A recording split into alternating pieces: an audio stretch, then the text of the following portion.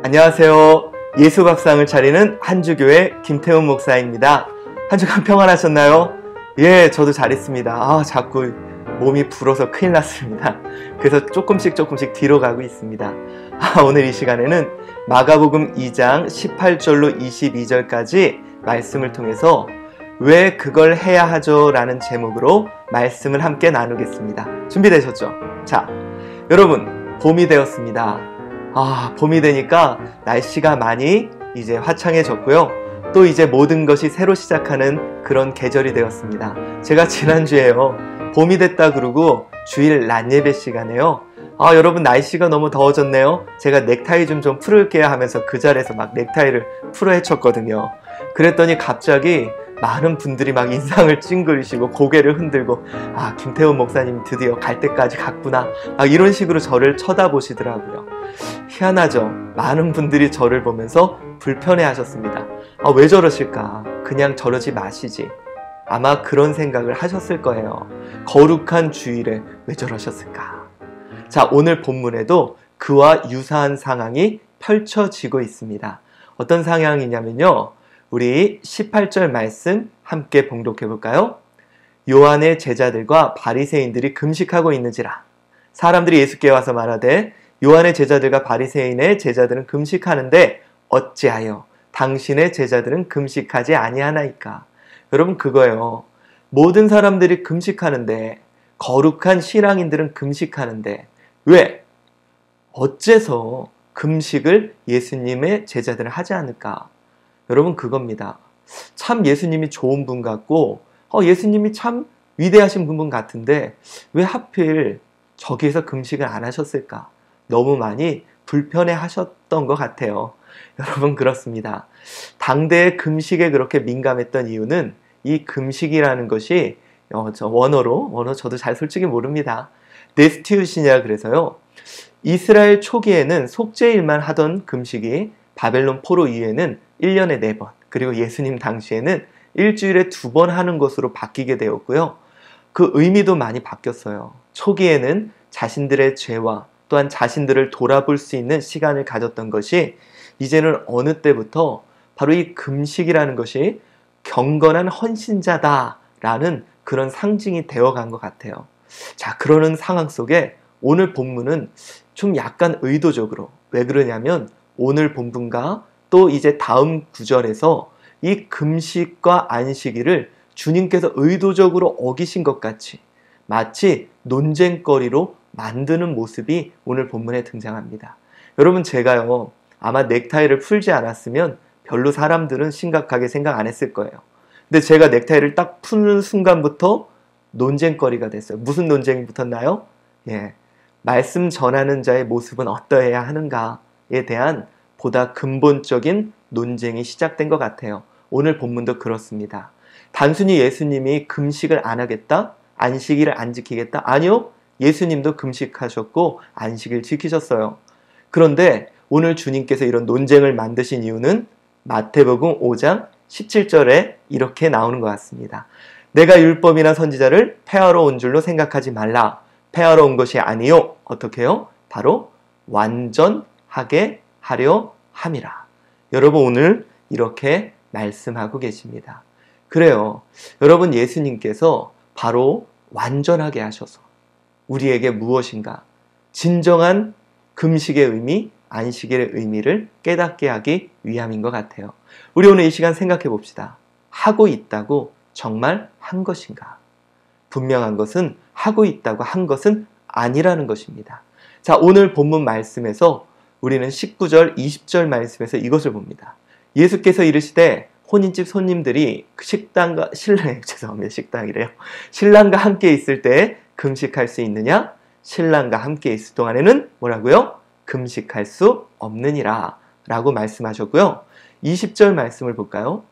20절 말씀에서는 이렇게 말씀합니다. 금식에 대해 그러나 신랑을 빼앗길 날이 이르니 그날에는 어떻게 해요? 금식할 것이라 라고 말씀하고 있다는 거예요. 여러분, 이 금식이라는 것이 어느 때는 하고 또 어느 때는 하지 않는, 할 필요가 없는 가변성에 대한 이야기예요.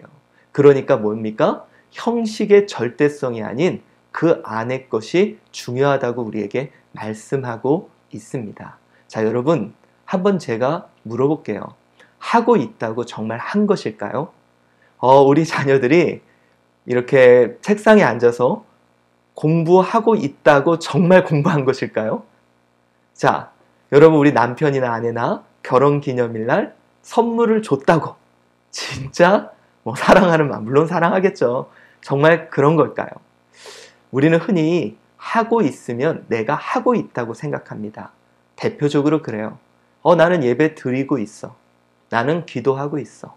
하고 있는 것으로 만족하는 것이지 정말 그 안의 것을 기억하고 있는지 우리는 이 시간 생각해 보아야 합니다. 여러분, 유럽에 이런 일이 있었대요. 스탬프 전쟁이라 그래서요.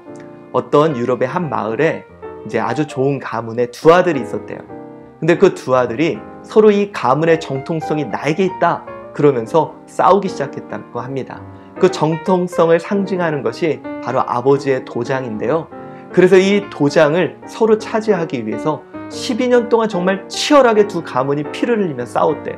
그래서 한 번은 어떤 아들이 또 한 번은 어떤 아들이 그러면서 서로를 죽이고 서로를 막 하면서 12년 동안 너무 힘들게 싸웠는데 그 도장이 이만한 상자에 들어있었대요. 그런데 12년째 되는 어느 날 이 전쟁을 하는 가운데 그만 상자가 떨어져서 깨져버린 거예요. 근데 모두 깜짝 놀랐습니다. 왜 그러냐? 그 안에는 도장이 없었습니다. 그저 빈 껍데기만 같고요. 자신들은 전통을 지킨다며 서로 그렇게 치열하게 싸워왔던 거예요. 자, 여러분 생각해 봅시다. 우리의 모습이 그렇지 않습니까? 그저 정말 내가 그것을 왜 하는지, 그것을 잃어버린 채 하고 있다는 것만 만족하며 또 하고 있는 것을 정통이라고 생각하며 그렇게 치열하게 싸워오지는 않았는지. 여러분, 하나님은 이렇게 말씀하세요. 나는 인애를 원하고 제사를 원하지 아니하며 번제보다 하나님 아는 것을 원한다. 다시 말해서 제사나 번제는 그 안에 무엇이 중요해요? 인애와 하나님 아는 것을 위해 제사와 번제가 필요하다는 거예요.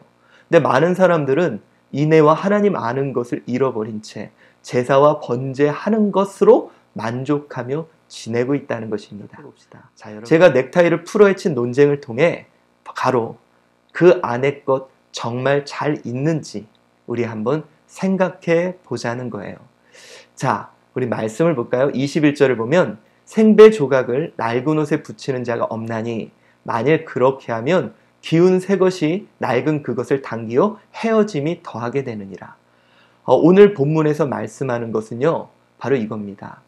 새 것이 낡은 그것을 당기어 헤어졌다. 다시 말해서 그 안의 것이 헤어질 수 있고 그 안의 것이 사라질 수 있다는 거예요. 자, 여러분 생각해 봅시다. 정말 그 안에 잘 있습니까? 여러분 예배 드리고 있는데 정말 그 안의 것 잘 있습니까? 여러분 나름대로 뭔가를 하고 있는데 그 안의 것 정말 잘 있습니까? 넥타이에 대한 얘기를 처음부터 논쟁을 제가 일으켰죠. 괜히 이렇게 해서. 근데 혹시 여러분 넥타이를 왜 매는지 아십니까? 저도 처음에는 넥타이를 매는 이유가 막 살쪄가지고 이거 벌어진 거 가리려고 매는 줄 알았어요. 제가 찾아봤어요.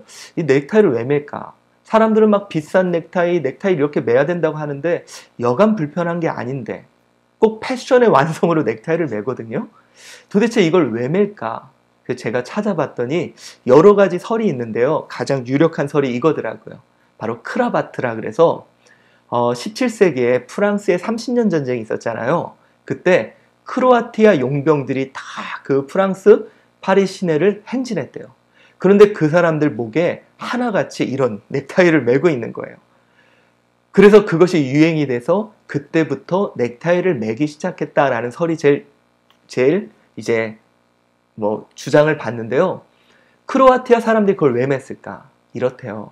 크로아티아에서는 이제 그 부인들이 남편들이 살아 돌아오기를 바라면서 그 남편 목에 이렇게 스카프를 매주는 것이 이제 당시 부족같이 그렇게 생각하며 돌아오기를 소망한 그걸 매줬대요. 물론 여러분의 가정은 절대 안 그러지만 드라마나 같은 데 보면 이 넥타이를 누가 매줘요? 네, 아내가 매주죠. 아내가 될 때 여보 살아돌아 그렇게 하고 매줍니까? 그래요. 어느새 의미는 사라지고 이것을 매야 한다는 것만 남은 것 같아요. 저는 제가 이렇게 넥타이 논쟁을 일으키면서 문득 이런 생각을 해봤어요. 아, 나는 어쩌면 깨끗한 옷, 깨끗한 넥타이를 맨다고 생각하며 정말 하나님 앞에 나는 거룩하게 나오고 있는가? 매고 있는 것으로 인해 만족하며 진짜 아내 것을 잃어버린 것은 아닌가? 여러분, 예배자는 하나님께 이렇게 나오라고 그랬어요.